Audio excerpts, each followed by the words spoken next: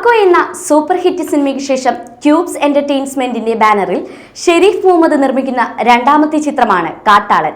പണ്ട് കാലം മുതൽ മൃഗങ്ങളുടെ പല്ലുകളിൽ ഏറ്റവും വിലയേറിയ ഒന്നായി കണ്ടിരുന്ന ഒന്നാണ് ആനക്കൊമ്പ്. കൊത്തുപണി ചെയ്ത ഒരു ആനക്കൊമ്പിന്റെ ചിത്രവുമായിട്ടാണ് ഇപ്പോൾ കാട്ടാളൻ സിനിമയുടെ പ്രീ പ്രൊഡക്ഷൻ ജോലികൾ ആരംഭിച്ചതായി ക്യൂബ്സ് എന്റർടൈൻമെന്റ് അറിയിച്ചിരിക്കുന്നത്. ആനക്കൊമ്പ് ഇപ്പോൾ വെളുത്തതല്ല, അതിൽ രക്തക്കറ പുരണ്ടിരിക്കുന്നു എന്ന വാചകവുമായാണ് പ്രീ പ്രൊഡക്ഷൻ ആരംഭിച്ചതായി കാണിച്ചിരിക്കുന്നത്. വീണ്ടും ചോരക്കളികളുടെ കഥയുമായാണോ ക്യൂബ്സ് എന്റർടൈൻമെന്റിന്റെ വരവ് എന്ന സൂചനയാണോ ഇതെന്നാണ് സിനിമാ പ്രേമികൾ നോക്കുന്നത്.